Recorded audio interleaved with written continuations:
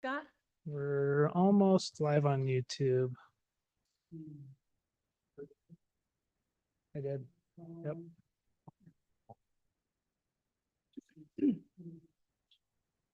We do the, Okay, looks like we're live on YouTube.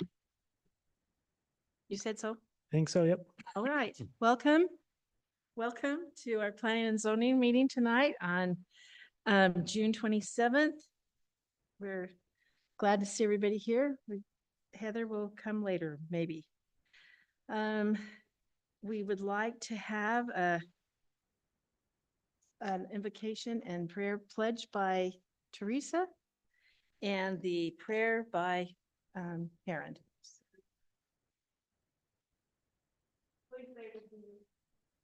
I pledge allegiance to the flag of the United States of America and to the republic for which it stands, one nation, under God, indivisible, with liberty and justice for all.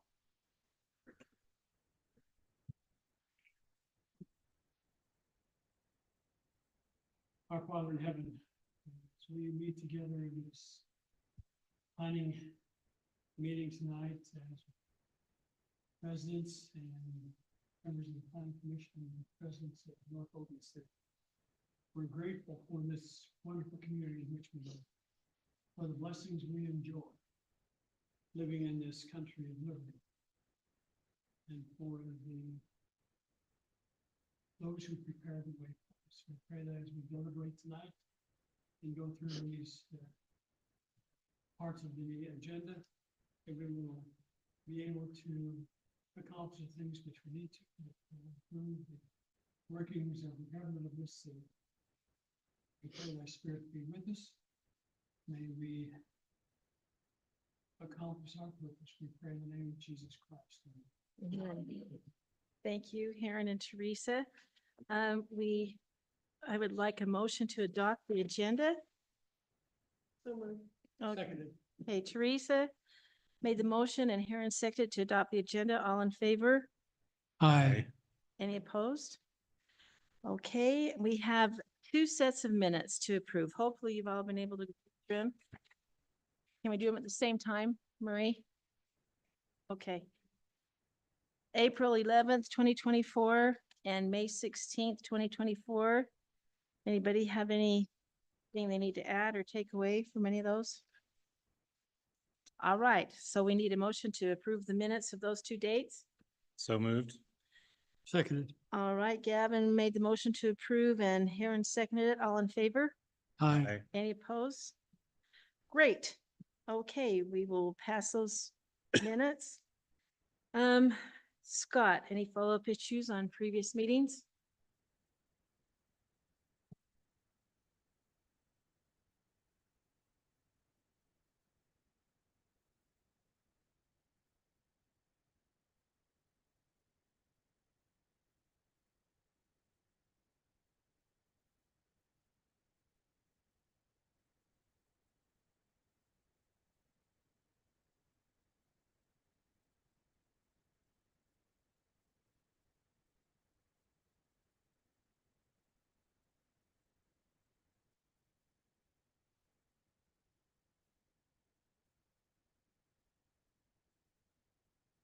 All right, that's it. Best. There. All right. Scott just has a gentle voice. That's good. Okay, let's move on to item number 1. Public hearing to review and possible recommendation regarding a proposed adjustment to the North Logan City subdivision ordinance regarding secondary water requirements for a new development. And let me read the instructions for public hearing, if anybody would like to comment. Before you begin, please state your name for the record. Please speak into the microphone right there so that your comments can be recorded. Please limit your statements to 2 minutes. If you're also speaking on behalf of others, you may ask the chairman for more time. Please phrase your opinions in the forms of statements, not questions. A public hearing is your opportunity to express your opinions to the Planning Commission. It is not a time to ask questions and expect dialogue between yourself and the commission or city staff. Please address your comments to the commission, not to the public. The commission might ask questions about your comments in order for them to better understand you. If you have questions or need to discuss an issue, please meet with the planning commission members or the appropriate city staff member before the public hearing where dialogue can take place. All right, Scott, would you like to start us off on this, please? Yeah, so as a follow-up to our last discussion, we've identified a few issues we've been having with secondary water in new subdivisions as far as implementing a system, a secondary water system for outdoor irrigation, making sure that the water shares stay with those pieces of property as they develop and that they stay there permanently. But also like a government structure to maintain and manage those secondary water systems in perpetuity. We haven't had clear language in the past, and we've had a couple of issues that we'd like to get on top on. So with new developments, we make sure that we have good secondary water systems that are well managed in perpetuity. So what we are looking at here today is a set of proposed red lines. You've got a packet in front of you, and the packet is a lot thicker than what it would appear. I actually just went ahead and printed off the subdivision ordinance, and we'll flip through a couple of pages to where this language is located and just read through this draft language real quick. But I wanted to give you the subdivision ordinance in its entirety, just so you could put it into context as to where these requirements live in our code, how they function with other language in the same section, so you can kind of have that full context. Okay. So there's also, as you'll notice on this document, there's line numbers and page numbers to help us kind of navigate quickly from one section to the next. But let's turn to, it's going to be, I believe, page 16. Yep, where we have our first red lines here. I'm going to backtrack maybe one page to page 15. We'll scroll here to put it on the screen as well. Okay. So in this section, section 12D 116, these are the improvements that are required of all new subdivisions. So when somebody comes in, they have a raw piece of land, they want to subdivide, there are certain improvements that have to be made in order for those lots to become what we consider developable. And in that list, you'll notice that we've got survey monuments, a water system needs to be installed, sanitary sewer, irrigation, streets, street trees, sidewalks, private utilities, landscaping. There's a few things in that list, and those are all required depending on where you are in the city and what may already be improved versus what hasn't been improved. And so when you subdivide, you install those improvements at the time that you develop. Okay. So what we're looking on page 16 is we're taking the existing water section and we're splitting it into culinary and secondary. So we're just differentiating between culinary, and now we need to be a little bit more specific on secondary. And so under item number 2, line 667, we're saying, okay, everybody's got to install a culinary water system. That's pretty obvious. You can't really build a home without culinary water. And we're saying, oh, yep, thank you. Okay. So a lot of this language is similar to what it was before. Google, when you do red lines in Google, it shows everything in red, even if it's already existing. It'll show stricken language where we're striking, or if we're adding language, it'll show. Okay, so we're restructuring this slightly to just separate the two. The biggest thing is in item 2B, where we get more specific on secondary water. So let me scroll down just a little bit. Let's read this language here. So all subdivisions within the city are required to use secondary water for outdoor irrigation if the land being developed currently has irrigation rights or historically had irrigation rights. Similarly, subdivisions that do not currently have irrigation rights or historically have not had irrigation rights but are within 660 feet of a secondary water source are also required to connect into and use secondary water for outdoor irrigation. The following requirements shall apply to secondary water systems in new subdivisions. So we lay out a couple of requirements. What this is basically saying is if you have connection to irrigation, or if you've had connection to irrigation, we would expect you to continue to provide secondary water to that land as it develops into residential use or commercial use. But if you don't, let's say you don't have water, you haven't had water, secondary water but you are within 660 feet, we would say, okay, that's close enough. We need to get that connected into the adjacent water system. Okay. Items 1 through 4 is talking about the infrastructure that needs to be installed. Number 2, integrating the system. Number 3, creating a perpetual governance structure. So that's essentially an HOA or a management association to oversee that subdivision secondary water system. And then number 4, retention of secondary water shares. And that's calculated individually depending on which water canal company you're connecting into. We need to determine how many water shares need to stay with the subdivision based on the number of lots and the acreage associated. Yeah.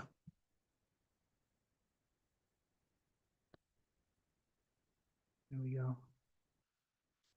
So does anybody have any questions about just the basic premise of that? You went, I mean, we're past the question I had, but can you help me understand 4? The retention?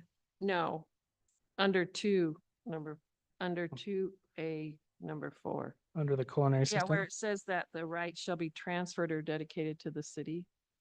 Yeah, so when you're developing property and you're creating new connections into our culinary water system, you either need to bring water rights to account for that new water demand or pay a fee in lieu so that we can use our existing water shares to service that new development with culinary water. Okay, so it was just a little bit confusing because if you have to water with secondary water, then you wouldn't transfer all your shares. Do you understand what I'm asking? So if it's like a farmer's field and you're Well, no, like it says, a new subdivision is required to use secondary water. Mhm. Does that new subdivision retain the water rights to that secondary water? Yeah, so you would keep some on it for the use of the irrigation system, but you'd also transfer some of those rights in order to have culinary water provided by the city. That I makes just don't know if sense. that's clear enough to, yeah, I understand that, but you read this first. Yeah, that's part of the culinary water section.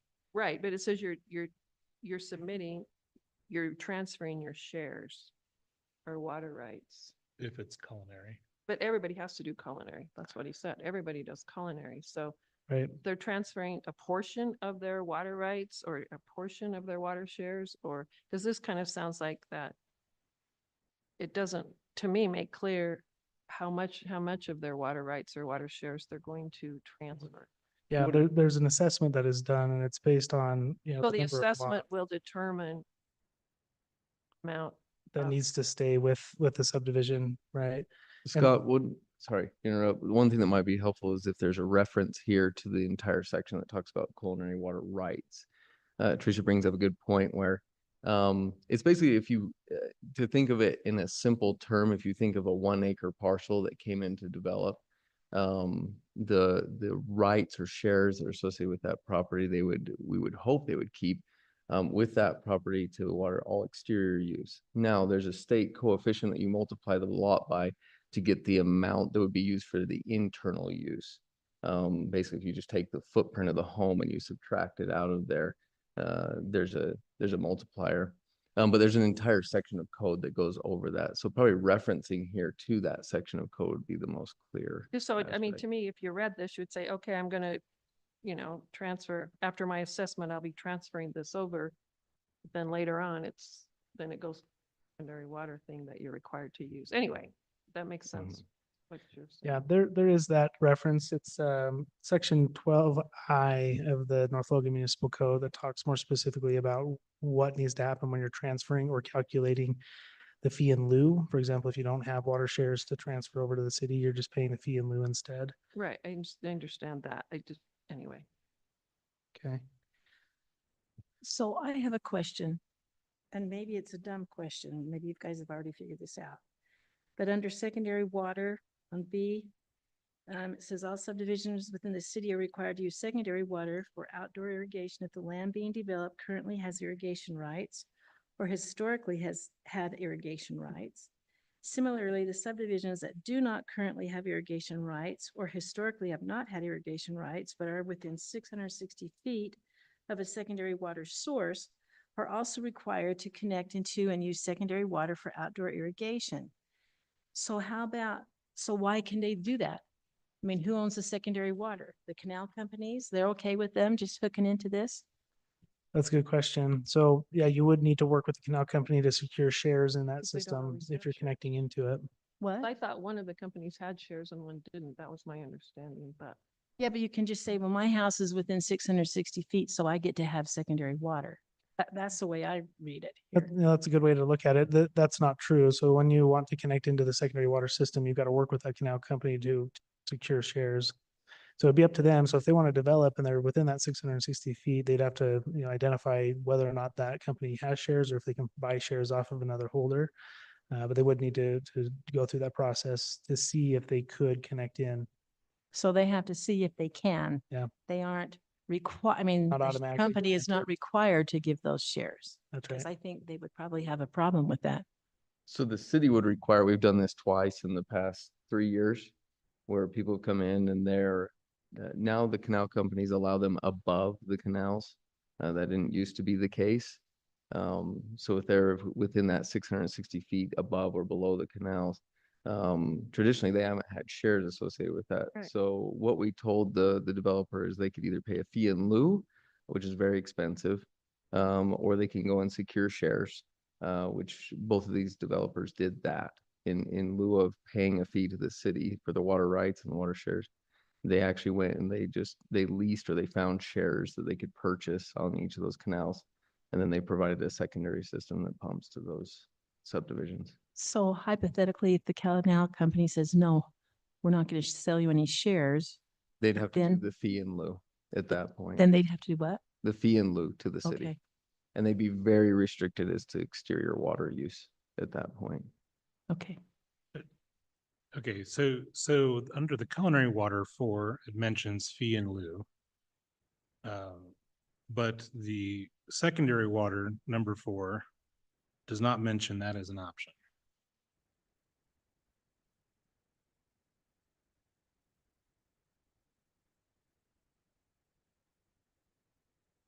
So do we need to add that? The question. Yeah, that's a good question. As far as if they were to, if they have had water shares or historically had water shares, we're saying you need to install a secondary water system. And you need to keep those shares with the property. So I guess the question is, if they don't have shares but they have, let's say historically they have had shares and now they don't for whatever reason.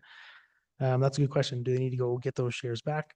Are they allowed to pay a fee in lieu? And if we're okay with them paying a fee, we probably should add something on this to indicate that that is an option. Because if a developer pays a fee to the city, so the city will use that money to buy rights. Now you have a perpetual government structure that doesn't actually own the shares, but is managing and maintaining the infrastructure. And so I think we were a little bit of, we may get ourselves in trouble there. So either they pay us and we'll go source the shares and give them back to them for their fee, or we need to write how that scenario would work out. That's a good good Mhm. observation. And then my second question is there a particular reason why it's 660 feet? Is that just the? That's one block. It's one block.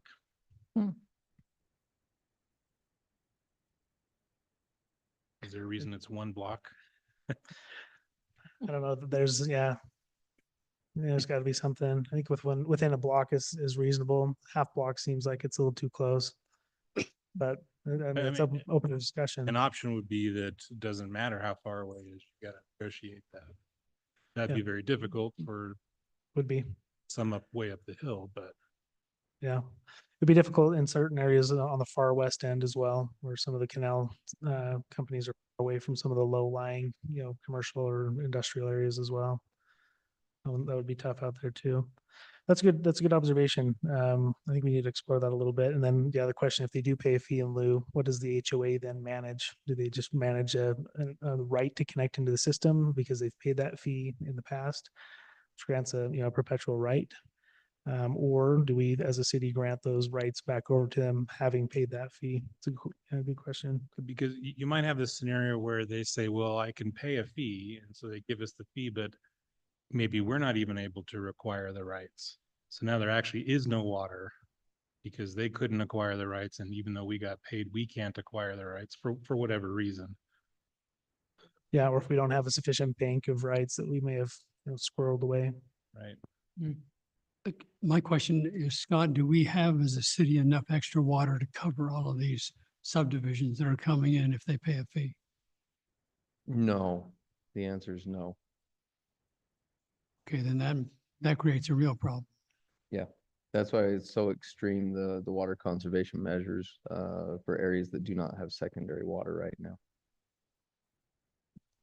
So I think this is good reason why we're talking about this, because water's a big deal. Yeah, We and need these to have are, it written down clearly.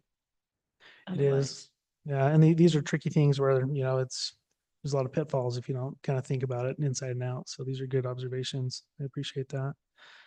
So that, I guess my recommendation would be that we don't accept a fee in lieu for secondary water. I agree. I don't know why we would want to get tangled in that. They as a developer got to source them somehow.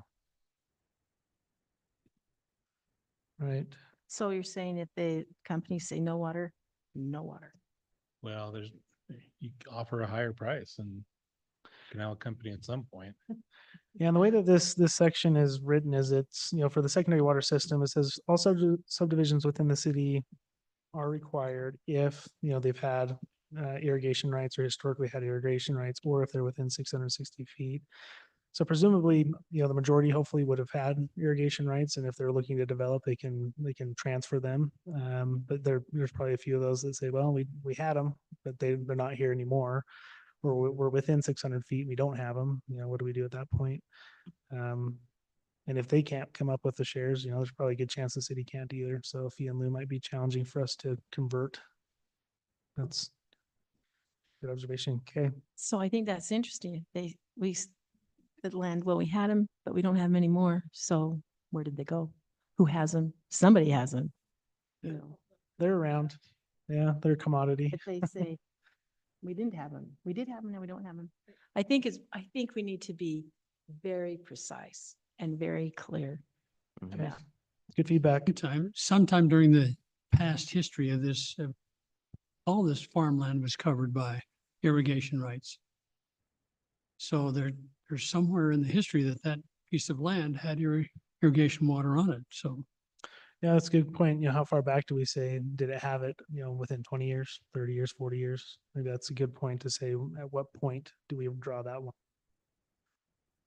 I know the Highline Canal Company has a lot of shares of water in that canal that the company owns itself. And so you'd have to go to them and buy shares at whatever price they asked. If they're willing to sell the shares. Yeah. That's- Oh, yeah, that's good. Okay. Are you guys okay with the idea of kind of splitting out the culinary from the secondary? Yeah. Saying, okay, here's the culinary requirements, here's the secondary requirements, and then kind of being more precise on the secondary? Yeah. Okay. So what we're looking at here is we're just saying new subdivisions are required to put in culinary. They're required to put in secondary. If you've had rights, historically had rights, or you're within a certain distance, you need to put in secondary. Okay. Let me flip forward a little bit further. Let's talk about another section about when somebody applies for a subdivision, what is it that we need to see? Scott. Does it So look we're like going to look 82? on page 23.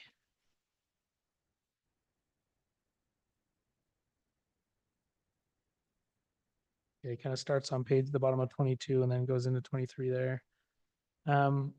So let me go up just a little bit to provide some context of where we are in the code. If you look in 12D117, these are some of the development regulations. So when somebody applies for a subdivision, we talk about what the subdivision, what do they need to inform the city about? What do we need to know before we review the subdivision? What information do we need?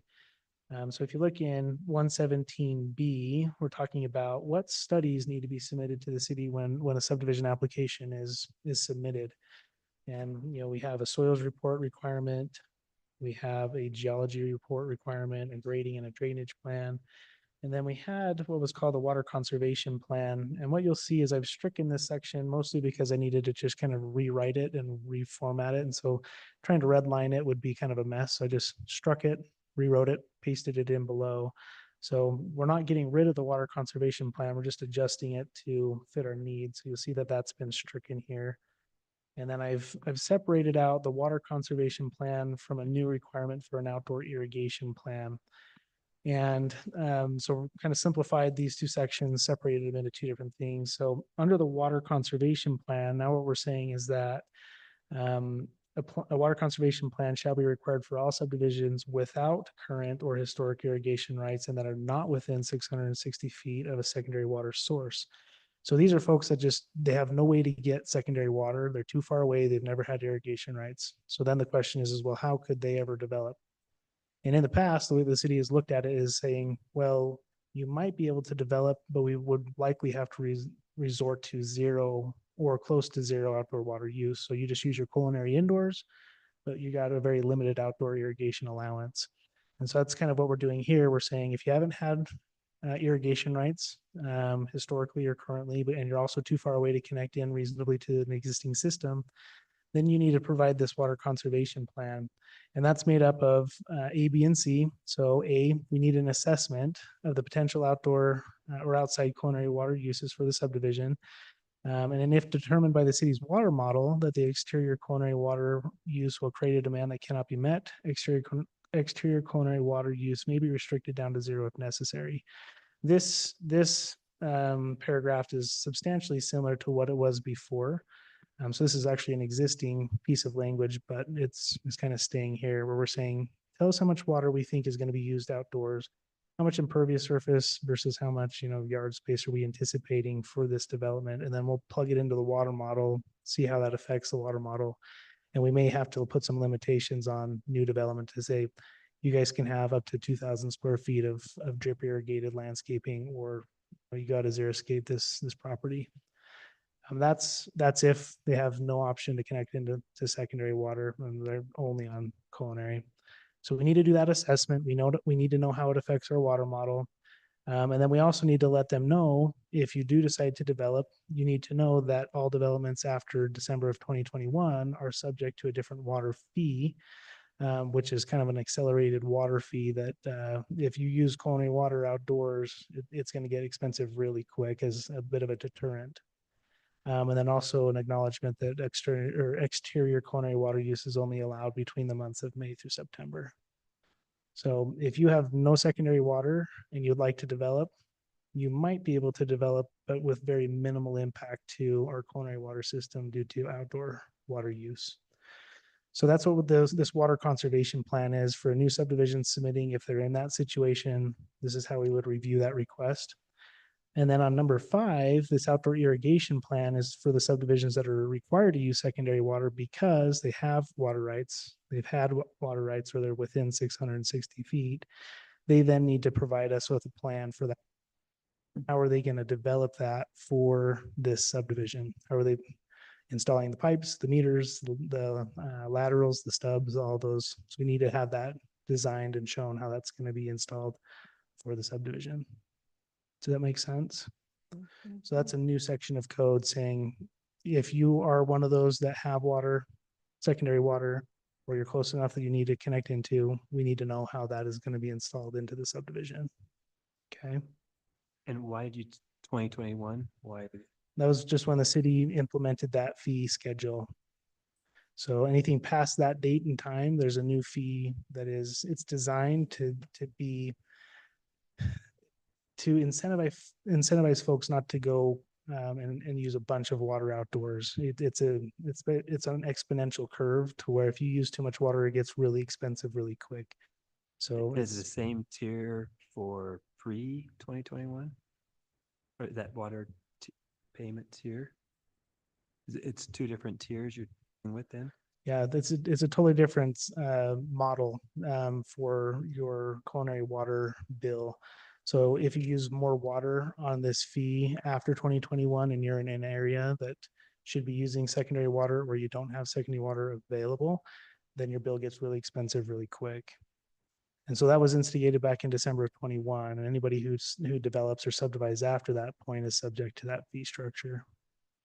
So Tracy, are you wondering if subdivisions, this is just for new subdivisions?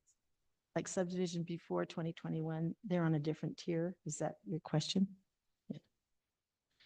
Okay, so lastly, the last thing I wanted to bring to your attention is towards the back of your packet. It's on page 82, I think. Perfect. You're on top of it. Thanks, Commissioner. No, but I look at it because it's interesting to me. Okay, so we're skipping through the rest of the subdivision ordinance because there's no additional changes in there. Okay, so this, I'm gonna actually scroll back up to page 79. This section is section 12C-1101. This section is in our zoning ordinance and it's the developmental requirements for basically non-residential. So anything that's commercial or institutional or multifamily residential, you know, if and when we have a development proposal on one of those parcels, what is required of those folks? So we're looking at, you know, let's just say we have a box store come in and we're looking at their development plan and we're looking at their parking, their landscaping, these types of things. This is the section of code where we would review their requirements. So we haven't had in this section previously any mention of secondary water use on those parcels. And so on page 82 towards the bottom, injecting into the existing landscaping language, there's now this language that is familiar because a lot of it was pulled out of that previous section that we just reading. But it's talking about the outdoor irrigation requirements. And we're talking about if there's a development parcel. So all developments within the city are required to use secondary water for outdoor irrigation if the land being developed currently has irrigation rights or historically has had irrigation rights. Additionally, developments that do not currently have irrigation rights or historically have not had irrigation rights but are within 660 feet of the secondary water source are also required to connect into and use secondary water for outdoor irrigation. So very similar language. Instead of saying subdivisions, we're just saying developments for this section of code. And we kind of go through and we use very similar language. So if, for example, they don't have access to secondary water, they haven't had secondary water rights, then we're saying you need to put together, you know, an assessment of what outdoor water might be used, and then we'll look at it to see how it impact our water model. And then we kind of use that same approach for non-residential developments. So that's what this section of code is trying to achieve as well. So a development versus a subdivision? Mhm. So these are like commercial building parcels that Okay. were developed a while back. So if somebody on Main Street came to us and say, hey, we want to put up a box store, we'd say, sounds good. Here are the requirements. This is that section of code that we review against. I just have one more thought. I just know, you know, when you read the newsletter and it said, please don't do, exterior watering until June if you can wait or something. Mhm. And I just wondered on both of these, when you say like through May through September, it'd be worth adding something in there such as, or by the city. Yeah, Do you know what I'm saying? Just because if we have a really wet spring, it's silly to be watering in May. right. Yeah, it doesn't mean that water's gotten down into the aquifers. There has been some discussion with the city council of maybe instigating a new water rate for May and September, if I'm not mistaken, where if you decide to start watering early, there might be a little bit more. That's a good idea. That would, Yeah. Good point. but I just wonder, since we're making a new thing, if using the May through September is really wise, or if it should say some sort of, I don't know, you know. Some qualifying information. Yeah, I'll chat with Jordan on that and see if there's maybe a desire from that end to make a change here. If, for example, we're anticipating a change to our fee schedule to further incentivize maybe a June start instead of a May start. It's a good point. And so, you know, this language here is very similar to the language we talked about before. So I'll take the comments we had on that previous section of language and we'll work it into this other section as well. But I wanted to be conscious of, this is the first time the planning commission has seen this, very draft. Obviously, this is literally how the sausage is made. We got to get ideas, paper, talk about them, and then kind of work through it to see, you know, where we get. But I also wanted to get this out there, open it for a public hearing if there's any public comments, so we can incorporate that into our drafting process, but also just kind of keep things moving along so we can have other discussions on our agenda tonight. So if you guys have any other follow-up questions, feel free to let me know. Now that we have this draft, you can read through it and and we can chat about it again at our next meeting. And we'll start massaging this language until we're all comfortable. We have one more quick recommendation. I Sure. don't know if there's a definition section, but it might be worth defining what source is. If, you know, if there's a canal and somebody builds a subdivision and somebody builds above it, and somebody develops a subdivision above that, is the source the closest secondary water in the first subdivision, or is the source the canal? So maybe a definition of what source means might. Yeah, where is that 660 being measured from? Yeah. Yeah.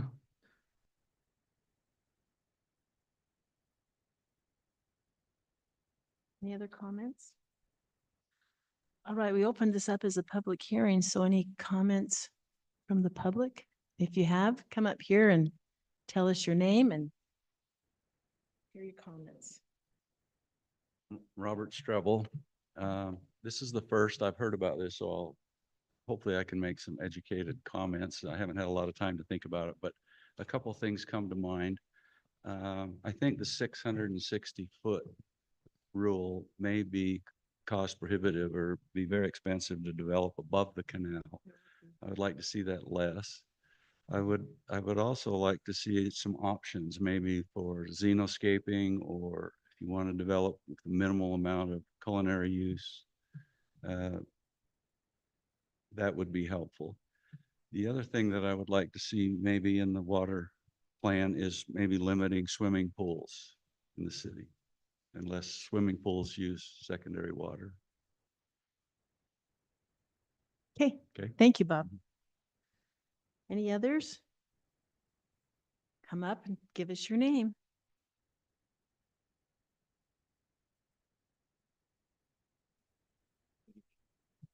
Mark Hancy. On the 660, if they don't have property right access to the canal, then how do they get the permission to go from across somebody else's property to get to the water right? And I don't know if you've addressed that, Scott.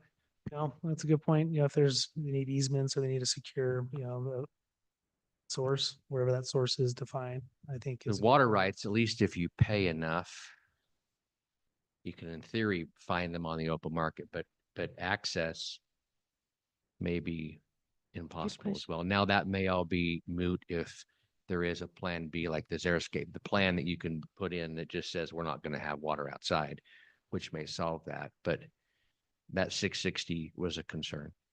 That's it. Thank you, Mark.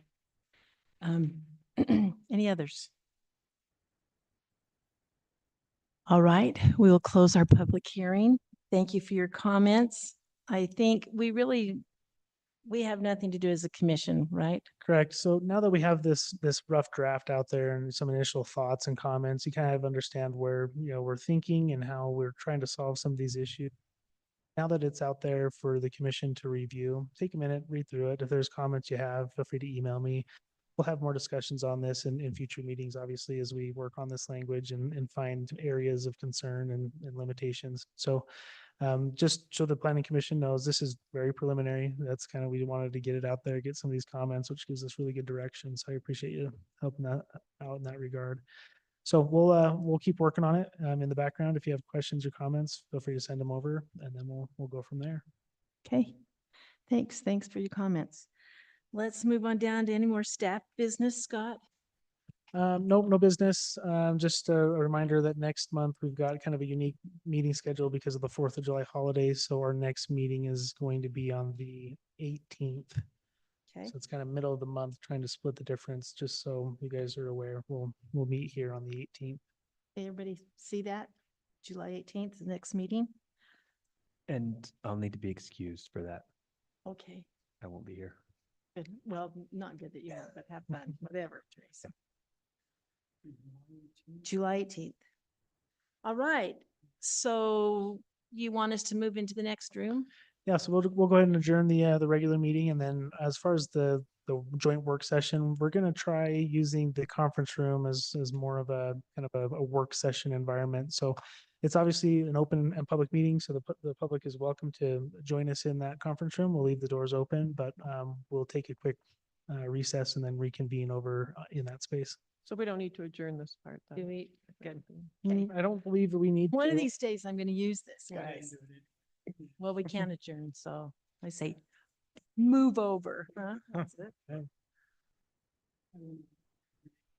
Okay. Yeah. Okay.